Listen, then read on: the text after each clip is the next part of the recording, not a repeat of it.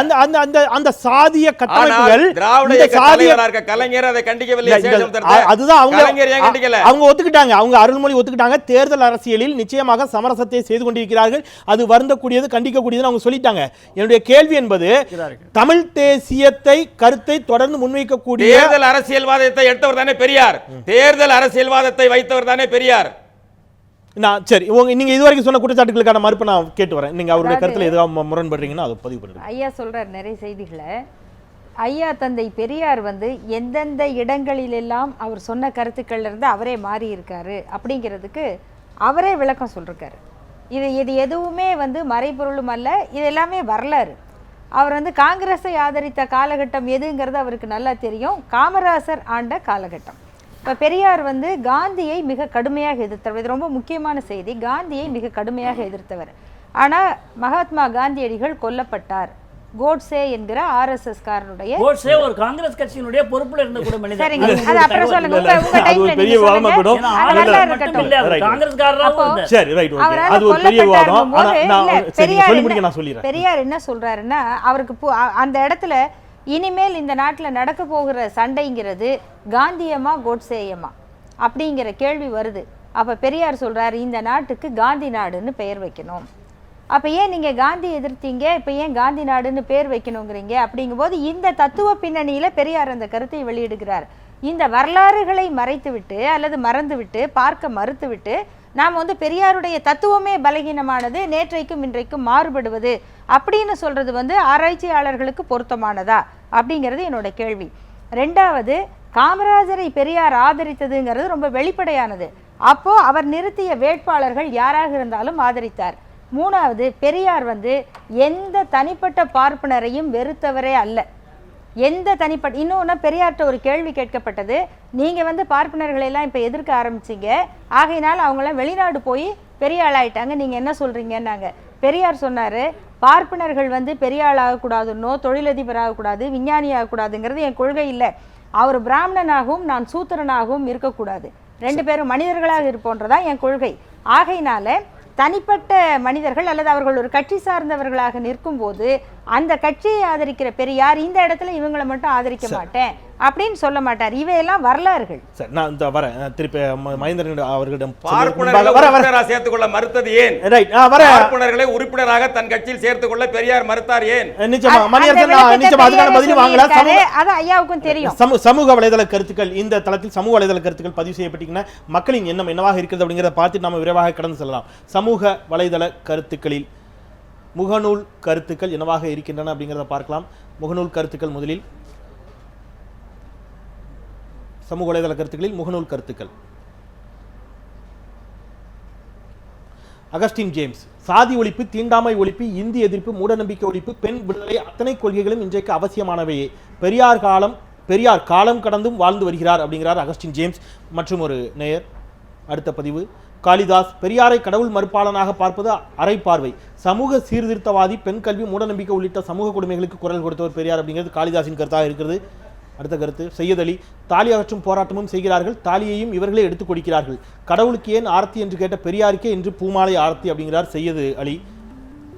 பா விஜயகுமார், திராவிட கட்சிகளில் தனிமனித துதிபாடல் மேலோங்கியதன் விளைவு பெரியாரின் திராவிட இயக்க கோட்பாடுகளுக்கு எதிரான சிந்தனை துளிர்விட காரணமாகிவிட்டது அப்படிங்கிறது விஜயகுமாரின் கருத்தாக இருக்கிறது.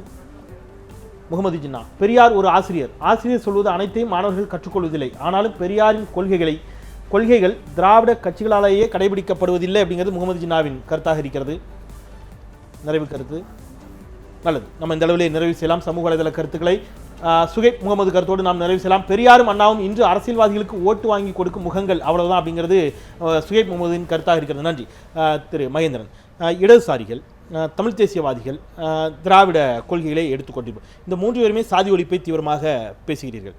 பகுத்தறிவு சார்ந்த கொள்கைகளிலும் பெரிய அளவில் முரண்பாடு இல்லாமல் ஒருமித்த கருத்தோடு தான் இருக்கிறீர்கள். ஆனால் கருத்தியல் தளத்தில் ஏதோ இடத்தில் பெரிய அளவில் முரண்பட்டு கொண்டே இருப்பது போன்ற ஒரு தோற்றம் தொடர்ந்து இருக்கிறது. அது உண்மையும் கூட. குறிப்பாக தமிழ் தேசியவாதிகளும் திராவிட இயக்க சிந்தனை கொண்டவர்களும் இவ்வளவு முரண்பட வேண்டிய தேவை எங்கு வருகிறது அப்படின்னு நீங்கள் நினைக்கிறீங்க? இது ஒரு தேவையில்லாத ஒரு விஷயங்கிறது தான் என்னுடைய அபிப்பிராயம். நான் மீண்டும் தோழர் மணியரசன் அவர்களிடம் நான் விவாதிப்பதும் மட்டுமல்ல குறிப்பிட்டு சொல்ல விரும்புவது என்னவென்றால், தமிழ் தேசியத்திற்கோ அல்லது தமிழகத்தில் நடக்கக்கூடிய ஒரு போராட்டங்களுக்கு பெரியார் ஒரு எதிரடையாக வச்சு பார்க்கணுமா அப்படிங்கிற கேள்விக்கு பார்க்கக்கூடாது என்பதுதான் என்னுடைய அபிப்பிராயம். காரணம் என்னவென்றால், தமிழ்நாட்டினுடைய பல விஷயங்களுக்கு பெரியாருடைய பங்களிப்பு ஒரு முக்கியமான பங்களிப்பாக தான் நான் பார்க்குறேன். இலக்கியம் சார்ந்த துறைகளில் எந்த அளவுக்கு பெரியார் போனாரா இல்லையாங்கிறது வேற விஷயம்னாலும் கூட, இந்திய ஆதிக்கம் வந்தபோது அந்த இந்திய ஆதிக்கத்தை எதிர்ப்பதில் முதன்மையில் நின்றவர் அவர். அதே போல சமஸ்கிருதம் தமிழை ஆதிக்கப்படுத்தக்கூடாதுங்கிற விஷயங்கள்ல இன்று வரைக்கும் அதனுடைய போராட்டங்களுடைய இன்னொரு விளைவு தமிழ்ல தான் வழிபாடு இருக்கணுங்கிற அடிப்படையில் அது வளருது. இது மாதிரி கருத்தியல்ல பல விஷயங்கள் இருக்கு. ஆனால் பெரியாரோட முரண்பாடு இருக்கக்கூடாது. பெரியார் விமர்சனத்துக்கு அப்பாற்பட்ட ஒரு கடவுளராக பார்க்கக்கூடாது என்ற அவருடைய கருத்துல எனக்கு உடன்பாடு உண்டு. ஆனால் தமிழ் தேசியங்கிற ஒன்று அப்புறம் பெரியாருங்கிற ஒன்று, இது ரெண்டையும் ஒன்றோட ஒன்று வைத்து மோதுகிற போது இதுக்கு மேலே ஏற்படக்கூடிய ஒரு பொது தன்மை இருக்கு பாருங்க. ஒரு இந்துத்துவாவோ அல்லது சமஸ்கிருதமோ அல்லது அப்படிப்பட்ட ஒரு போராட்டத்தை நாம் நடத்துகிற போது சண்டை எப்படி ஆகும்? அது ஒரு திசை திரும்பின ஒன்றாகத்தான் மாறிவிடும். எனவே பெரியாருடைய ரொம்ப பாசிட்டிவான விஷயங்கள் இன்னும் நான் ரொம்ப பணிவோடு சொல்லிக் கொள்றது என்ன அப்படின்னு கேட்டிங்கனாக்க, ஒரு தத்துவ அடிப்படையில், சித்தாந்த அடிப்படையில், அந்த சித்தாந்தத்தில் சில வழுவல் இருக்கலாம். இப்போ Karl Marx, Frederick Engels, Lenin அல்லது எந்த ஒரு கட்சியுமே விமர்சனத்துக்கு அப்பாற்பட்டது அல்ல. பெரியாருடைய கொள்கையில் அது ஒரு சித்தாந்தமே அல்ல அப்படிங்கிறது அவருடைய சித்தாந்தம் அல்லங்கிறார். நான் சித்தாந்தங்கிறது என்னுடைய அபிப்பிராயம். எப்படி சித்தாந்தம் அப்படின்னு கேட்டிங்கனாக்க, தத்துவம் என்ற ஒன்று ஒரு ஒரு ஒரு ஒரு ஒரு ஒரு மண்ணில் ஏற்படக்கூடிய பல கூறுகளுக்கு மாற்றங்களை கொண்டு வர்றது தான் சித்தாந்தம், ஐடியாலஜி. அந்த அடிப்படையில் ஒரு ஜாதி என்பது இங்கே இருக்கு. அந்த ஜாதியை அகற்றுவதற்கு அது பிராமணியமோ அல்லது இங்கே இருக்கக்கூடிய கட்டுமானம் எப்படி ஒரு தப்பானது என்பதை ஒரு அறிவுபூர்வமாக அதை ஒரு பெரிய இயக்கமாக நடத்தி அதிலிருந்து பல அனுபவங்களை பெற்று அது ஒரு ஐடியாலஜியாக மாறி இருக்கு, அது ஒரு சித்தாந்தமாக மாறி இருக்கிறது. ஆனால் என்னுடைய மீண்டும் நான் வலியுறுத்தி சொல்ல விரும்புறது என்னன்னு கேட்டிங்கன்னா, தமிழ் தேசியமும் பெரியாரியமும் ஒன்றுக்கொன்று முரணானது என்ற பார்வை சரியானது அல்ல என்பது என்னுடைய அபிப்பிராயம். நம்ம நிறைவு கருத்தா நித்யானந்தன், இந்த இங்கே இதே விவாதத்தில் கூட அது நடந்துச்சு. நம்ம சென்னை ஐஐடியிலே அம்பேத்கர் நிச்சயமாக நிறைவாக உங்களுக்கு தரேன் பேமா, நிச்சயமாக நிறைவாக உங்களுடைய கருத்தோட நான் நிறைவு செய்கின்றேன். ஐஐடியில் பெரியார் அம்பேத்கர் வாசகர் ஓட்டம் தடை செய்யப்பட்ட பொழுது அம்பேத்கரை ஆதரித்த அமைப்புகள், ஹிந்து அமைப்புகளும் கூட பெரியாரை முரண்படுகிறார்கள்.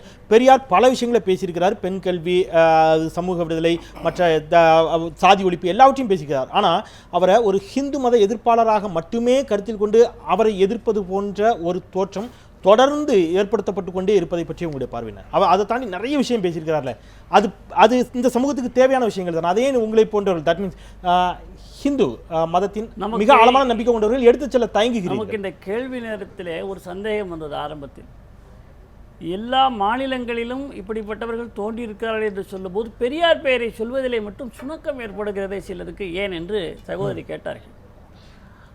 கேட்டீங்க இல்லையா? ஏன் நாராயணகுரு எல்லாவற்றையும் சொல்லுகிறார்கள், பெரியாரை சொல்வதற்கு மட்டும் சற்று தயங்குகிறார்கள் என்று அவர் சொன்னார்கள். அதற்கான காரணத்தை நாம் சிந்தித்து பார்க்க வேண்டும். பெரியார் அவர்களை போன்று கடவுள் மறுப்பை பிரதானமாக வைத்து, முக்கியமாக வைத்து எவருமே அதை செய்யவில்லை. காரணம், இந்த நாட்டிலே வசிக்கக்கூடியவர்கள் காலங்காலமாக கடவுள் நம்பிக்கை உள்ளவர்களாக இருக்கிறார்கள்.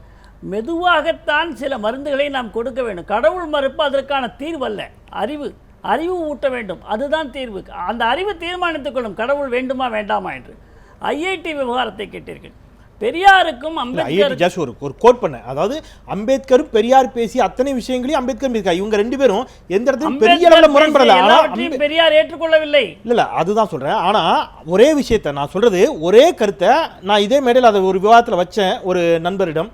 அந்த கருத்தை சொல்லிவிட்டு இந்த கருத்தை ஆதரிக்கிறீர்களா என்று கேட்டபொழுது ஒரு வாதத்திற்காக வச்சேன். இந்த கருத்து அம்பேத்கர் சொன்ன பெரியார் சொன்ன கருத்துன்னு சொன்னபோது அவர் அதை கடுமையாக எதிர்த்தார். நான் எதிர்க்கிறேன். நான் சொன்னேன் உள்ளபடியே இது பெரியார் சொன்ன கருத்து இல்லைங்க, இது அம்பேத்கர் சொன்ன கருத்துன்னு சொன்னபோது அவர் ஆதரிக்கிறேங்கிறார். அப்ப நான் என்ன கேட்கிறேன், நீங்கள் கருத்தை எதிர்க்கிறீங்களா, நபரை எதிர்க்கிறீங்களா?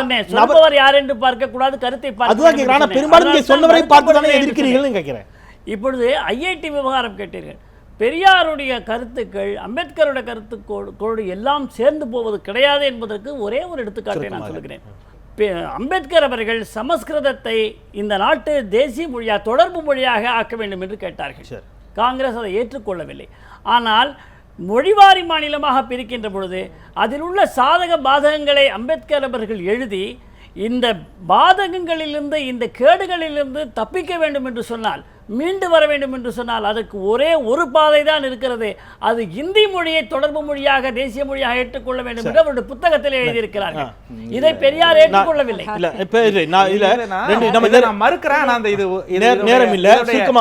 இதனுடைய விவரங்கள் தகவல்கள் இதெல்லாம் ரொம்ப மாறுபட்டது, மறுக்க முடியும். ஆனா நேரம் இல்ல. நான் அடிப்படையில் ஒரு விஷயத்தை மட்டும் நான் சொல்லிட்டு பேமாவுடைய நிறைவு செய்ய வேண்டியது. 1955 வந்த புத்தகம் அம்பேத்கர். நான் ஒரு விஷயத்தை மட்டும் நான் ஒரு கருத்தோட போயிடுறேன், நீங்க அதுக்கு பதில் சொல்ல நேரம் இல்ல. அம்பேத்கரினுடைய பல விஷயங்களோடு நீங்கள் முரண்பட்டாலும் சமஸ்கிருதம் போன்ற விஷயத்தை அவர் ஆதரித்ததாக நீங்கள் சொல்லி நான் முடிக்கிறேன். ரெண்டு விஷயங்கள் ஜாதி ஒழிப்பு அல்லவா, அதை பார்ப்பன சமூகத்தை சார்ந்த ராமானுஜர் என்பவர் ஆரம்ப காலத்திலே சொல்லி இருக்கிறார். அதை ஏன் மேற்கோள் காட்டுவது கிடையாது? திரு பேமா நிறைவு கருத்தாக, உங்களுடைய நிறைவு கருத்தாக மிக சுருக்கமாக பேமா, உங்களுக்காக எக்ஸ்ட்ரா டைம் வாங்கி கொடுத்திருக்கிறோம், கொஞ்சம் சுருக்கமா முடிச்சு. தேசியவாதிகளை ஏன் விமர்சிக்கிறாங்க எதுக்குறாங்கன்னாரு. சுருக்கமா சொல்றேன். பெரியார் இயல் என்று ஒன்று இருந்தால் அதனுடைய சாரம் தமிழ் இன மறுப்பு, திராவிட இன திணிப்பு, தமிழ் மொழி எதிர்ப்பு, ஆங்கில திணிப்பு, 68-70 கூட தமிழ் காட்டுமிராண்டி மொழி, தமிழில் படிக்காதீர்கள், தமிழை வீட்டில் பேசாதீர்கள், உங்கள் மனைவியிடம் வேலைக்காரிடம் இங்கிலீஷிலே பேசுங்கன்னு 69 சொன்னாரு. ஆணைமுத்தையா தொகுத்த தொகுதியில 2ஆம் தொகுதியில் இருக்கு. இப்படிப்பட்ட ஒரு தமிழை மறுத்துவிட்டு, தமிழ் இனத்தை மறுத்துவிட்டு அவர் தமிழர்களுக்கு என்ன சித்தாந்தம் தான் முடியும்? தமிழ் எங்கள் உயிருக்கு நேர்னு சொன்ன புரட்சி கவிஞர் பாரதிதாசனுக்கு இது தெரியும். என் தந்தை தமிழாசிரியர், அவரை போல ஆயிரக்கணக்கான தமிழாசிரியர்கள் பெரியாரோட இருந்தவங்க. தமிழ் மொழி தமிழ் இன மறுப்பாளராக பெரியார் இருந்திருந்தா இவங்க எல்லாம் கூட நின்றுக்க மாட்டாங்க. ஆகையினால பெரியாரை மக்கள் உணர்ந்துதான் இருந்தார்கள். நம்ம நிறைவேற்றலாம். திரு பேமணியன் நன்றி. தொகுப்புல இருக்கா இல்லீங்களா? தொகுப்புல இருக்கு, ஆணைமுத்தையா தொகுப்புல இருக்கு, அதுக்கு மறுப்பு சொல்லுங்க. இருக்கிற எல்லாத்துக்கும் விளக்கம் உங்களுக்கும் தெரியுங்கய்யா, உங்களுக்கு தெரியாது. நன்றி. நம்ம நிறைவேற்றலாம். திரு பேமா, நம்ம நிறைவு செய்வோம். நிச்சயமாக நான் மீண்டும் கூட ஒரு விவாதத்துக்கு ஏற்பாடு செய்கிறேன். நீங்களும் அல்லது அருள்மொழியோ அல்லது சுபவியை போன்றவர்களோ அவர்களோடு மட்டும் 2 பேரும் திராவிட இயக்கத்தின் குறித்தும் தமிழ் தேசியம் குறித்து நாம் தனியாகவே கூட ஒரு உரையாடலை நடத்தலாம். நன்றி. திருச்சியிலிருந்து தொடர்ச்சியான பணிகளுக்கு மத்தியில் எங்களோடு இருந்தீர்கள், மிக்க நன்றி. அவையில் இணைந்த 3 பேருக்கும் என்னுடைய நெஞ்சார்ந்த நன்றிகள். நிறைவேற்றலாம். ஏதோ ஒரு இடத்தில் பெரியாரின் கொள்கைகளோடு முரண்படக்கூடியவர்கள் அம்பேத்கரின் கொள்கைகளை ஏற்றுக்கொள்கிறார்கள் என்று சொன்னால், அம்பேத்கர் ஏதோ ஒரு இடத்தில் சமஸ்கிருதத்தை சொல்லியிருக்கிறார், அதனால் நாங்கள் ஏற்றுக்கொள்கிறோம், அல்லது ஆன்மீகத்தை மட்டும் அவர்கள் ஏற்றுக்கொண்டு மற்ற எல்லாவற்றையும் எதிர்த்தாலும் நாங்கள் ஏற்றுக்கொள்ள தயார், இவர் ஆன்மீகத்தை எதிர்த்து மற்ற விஷயங்களையும் ஆதரித்ததால் நாங்கள் எதிர்க்கிறோம் என்பது போன்ற ஒரு தோற்றம் ஏற்படுகிறதோ அப்படிங்கிற ஒரு ஐயம் ஏற்படுகிறது. கடவுள் நம்பிக்கை உள்ளவர்களாக இருந்தாலும் கூட பெரியாரின் மற்ற கொள்கைகளை ஏற்றுக்கொள்வதில் என்ன சிக்கல் இருக்கிறது? ஏதோ ஒரு இடத்தில் நிச்சயமாக பெரியார் ஒரு தவிர்க்க முடியாத சக்தி என்பதில் மாற்று கருத்து இல்லை. அவருடைய பங்களிப்பு இந்த சமூகத்தில் மிகப்பெரிய அளவில் இருந்திருக்கிறது. அவருடைய பங்களிப்பும் இருந்திருக்கிறது. பேமணியரசனுக்காக மீண்டும் அழைத்து சொல்லி நிறைவு செய்கின்றேன். மறந்து கொண்டே இருப்பது மக்களின் இயல்பு, அதை மீண்டும் மீண்டும் நினைவுபடுத்திக் கொண்டே இருப்பது எங்கள் கடமை. மீண்டும் மற்றும் சில சமூகம் சார்ந்த பிரச்சனைகளோடு நாளை கேள்வி நேரத்தில் உங்களை சந்திக்கின்றேன். நான் செந்தில். நன்றி.